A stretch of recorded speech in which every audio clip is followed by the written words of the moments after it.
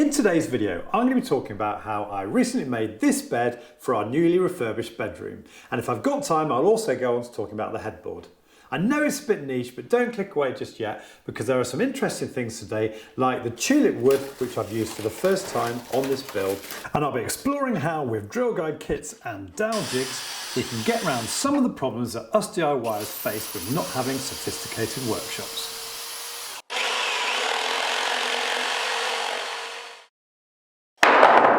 With the refurb of this room nearly complete, we recently turned our minds to what sort of bed to put in it, and my other half had set her heart on this velvet covered bed and headboard, which retails at over £1,900 by the time you've added your fabric and slat options. So I thought I'd have a go at making something similar. The build was intended to be a simple process of attaching 4 planks of wood together with dowels and bolts, with 2 side pieces, 4 corner sections to support the feet, and a central piece running the length of the bed to support the slats, which I was salvaging from our old bed. The bed and headboard will be covered in velvet, with the headboard constructed from 18mm MDF and pine and then finished off with nickel nails. And I'll be giving you my thoughts at the end on the Simba memory foam mattress that we bought for it. Now, the old bed was made from approximately 32mm thick pine. Initial thoughts of cutting it up to salvage the pine were abandoned as too problematic because of the design of the bed and its decorative bed ends. I thought about ripping down some full sheets of ply, but this would have meant having to laminate together 2 thicknesses of ply to get me to my requisite 32mm that I wanted to work with. Although I dare say if I'd shopped around I could have probably found it somewhere. And you might let me know your thoughts in the comment section below. And for a while now, I've been wanting to up my game a bit and start working with woods like tulip wood that I've seen on some of the high-end bespoke wardrobe builds I've chanced upon sometimes during the day job. So a little bit of internet research in April at the start of lockdown, and I came across a company down in Somerset called Timber Source. And the advice that they gave me was that tulip wood, or American poplar as it's also known, was the most cost-effective hardwood that they offered. It was easy to work, paints well, is available in FAS grade, 83% clear of any knots or defects, and in other words, is great for interior furniture. So the 6 sections and an offcut I ordered as an afterthought for the corners for the feet to screw into cost me £200, which is slightly under the full RRP of £239.72 before shipping. And I believe nationwide shipping starts at £29 plus VAT for small orders. So other than that small discount, Timber Source haven't offered me any sponsorships or other inducements to do today's video. They're just nice people to deal with. And in fact, they've offered you 5% discount on your order if you tell them you've watched today's video. So let's have a look at today's tools. 70mm M6 joint connector bolts and barrel nuts to bolt the sections together. M6 and M8 screw-in sleeves to take the bolts for the side rails and bed feet. M8 flat washers for the M6 bolts. M8 by 35mm fluted wood dowels to minimise movement of the joints and to give additional strength to the bed frame. Although in hindsight 10mm dowels might have been more appropriate to join wood of this thickness. Turned feet in dark brown. Wolfcraft depth stops 6, 8 and 10mm. This Axminster drill guide kit and velvet for the bed and headboard. Whilst my slats came from the old bed, there are plenty of options available online. And the slats and centre supports recycled from my old bed would have cost me about £89 to replace. For the headboard, I used a sheet of 18mm moisture resistant MDF because my local builders merchants didn't have the normal stuff. And for the front sections, some 6x1 planed pine I had left over from another job.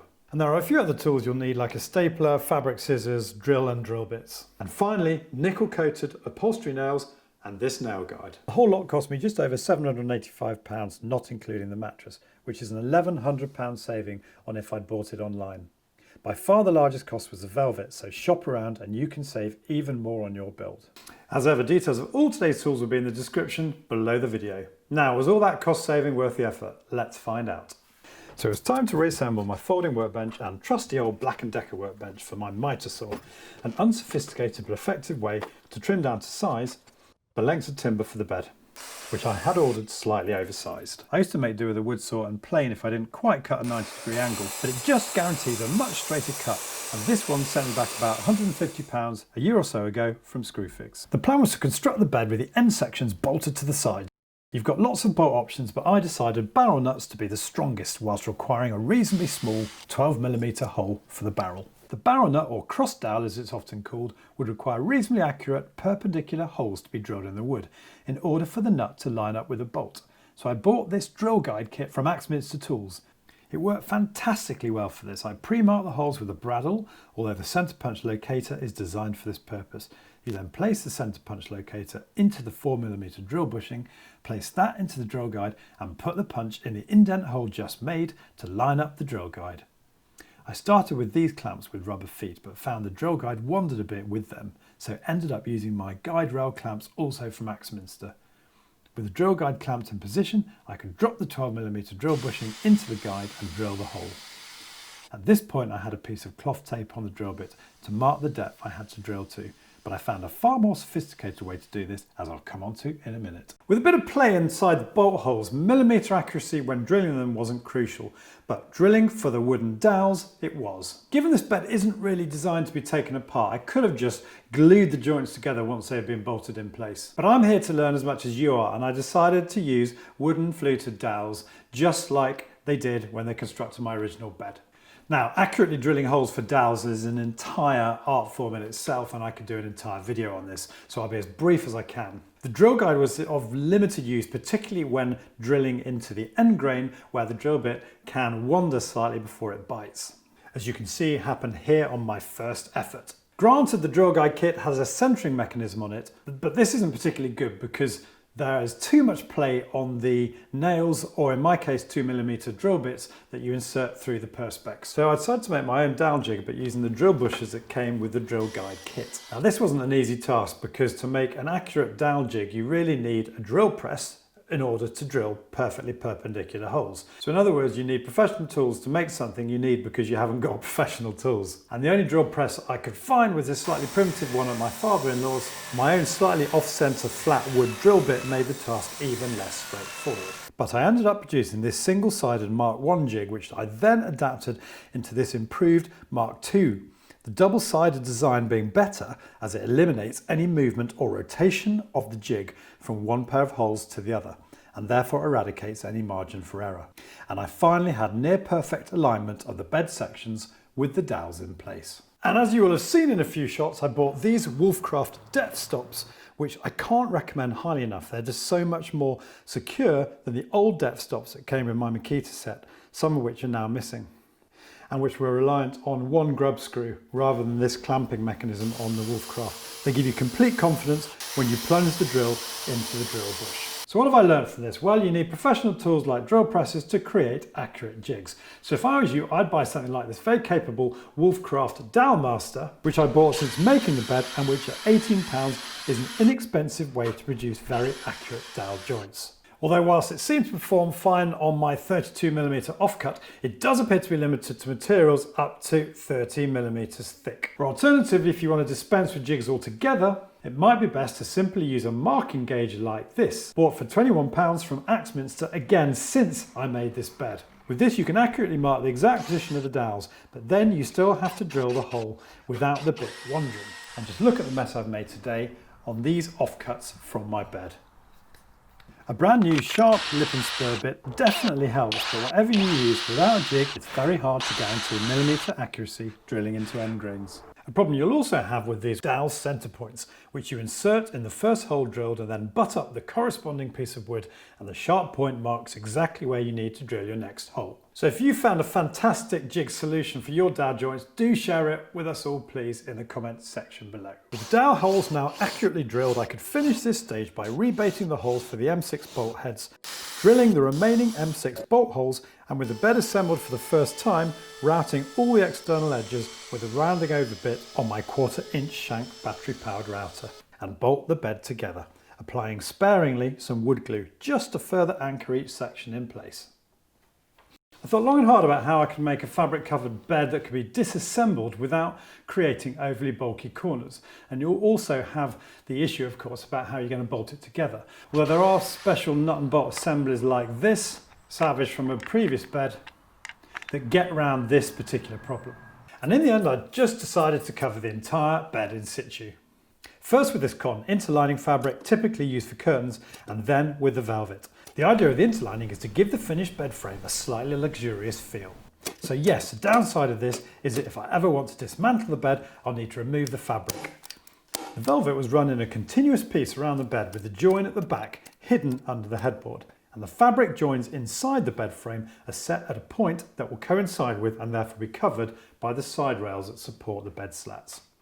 I used a lightweight Rapesco staple gun with 13 series 6mm staples. The corners were definitely the trickiest part to cover. I made a mock-up and experimented with neatly cut and glued corners, but decided that to mitre the velvet with a raw edge would be risky should the velvet fray in the future, and so I opted for a slightly more bulky folded over corner, as is more typical in upholstery, which you achieve by cutting as much of the guts out of the fabric before you fold it over and pull it tight. With the bed covered, I turned my attention to drilling the M6 bolt holes in the side rails and cutting down the M6 bolts to the right length with my grinder, tidying up the threads of the bolts with my old Bosch belt sander to make them easy to insert into the screw-in sleeves. On the bed, the depth stops again came in very useful. And with the velvet trimmed and stapled, the 8mm holes drilled into the bed frame and countersunk, the sleeves could be screwed into the bed frame and the side rails bolted into place. 2 quick points here. You don't need to use M6 bolts and screw-in sleeves for the side rails. You could just simply screw them to the bed frame. And the second point, I positioned my side rails 50mm down from the top, which gives you a little indent of about 30mm for the mattress to sit in after the bed slats are in place, which is good because it stops the mattress sliding on the bed frame. So I was now onto the 4 45mm square corner sections that I rounded off with the router. 2 more holes were drilled for those M6 bolts again, and I used the drill guide again, but I've got to say, was disappointed with the results. The holes were not as perpendicular as I would have liked. A further wider diameter hole was drilled in the base to accommodate the larger M8 screw-in sleeve for the turned bed foot. And as I didn't have a countersink large enough, I used this drill bit, set into reverse so as not to bite too much into the wood. And then it was simply a case of bolting the corner section into place on the bed frame. As well as supporting the foot, it also has the additional benefit of strengthening the bed in each corner.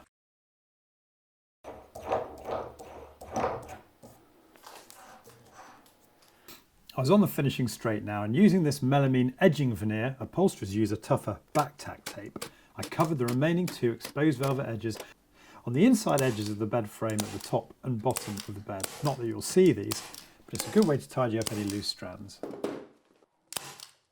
And then screwed on the centre support rail brackets salvaged from the old bed. With construction of the bed frame now complete and all components installed, I could complete the final step of installing the bed slats, again salvaged from the old bed. The video is already pretty long, so I'll keep the headboard section as brief as possible. I drew the shape of the curve freehand on the sheet of 18mm MDF, cut it out with my old jigsaw and planed off the cuts smooth with my vintage block plane. I then screwed additional MDF strips to the rear to provide a rebate at the back for the split battens that will anchor it to the wall, and softwood strips, softwood to provide a softer base for the upholstery nails on the front of the headboard. This gives the headboard a finished depth of 60mm. And then it was off to the local upholsterer to add the 2 layers of foam to the front, fire retardant base cloth and wadding to give it a bit of cushioning. Finally, it was covered with the velvet. Notice how he's using a staple gun powered by an air compressor. If you're doing this every day, you'd want to invest in one of these, but you and I can easily just use a standard staple gun. A black synthetic base cloth was then stapled to the back of the headboard.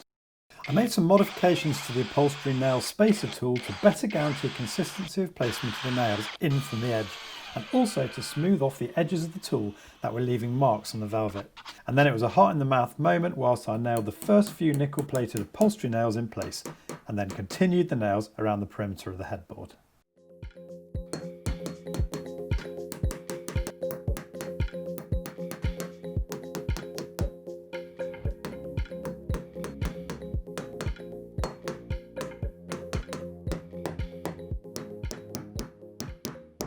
Now, split battens, cut here with my Ryobi circular saw set at 45 degrees, are the best way to attach a headboard to the wall. It's a beautifully cheap and simple trick that prevents the clanking and knocking you get with a more typical headboard bracket.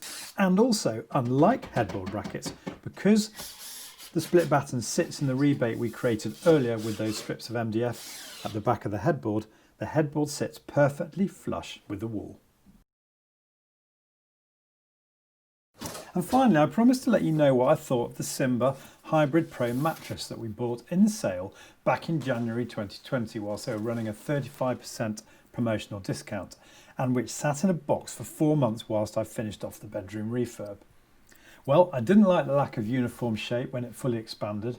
I didn't like the dent in the bottom corner or the fact that there's a 20mm or 2cm difference in the width of the mattress. But 5 months on, I've got to say it's the most comfortable mattress I've ever slept on. You can't flip it like you would a traditional sprung mattress. You can only rotate it 180 degrees, and I guess only time will tell whether it lasts as long as a traditional sprung mattress or whether all this technology is just a bit of a gimmick. But so far, so good. Well, that's it for today. I'm sorry it's been another long video. If you have got this far, thank you so much. And if you've liked it, it'd be great if you could give it the thumbs up below. And finally, if you're new to my channel, as I always say, it would mean so much to have you subscribe. You can do that by clicking on the link here. Don't forget to click on the bell notification icon so you get notified of all future uploads. And also you might like to check out the link to my Amazon store. See you soon.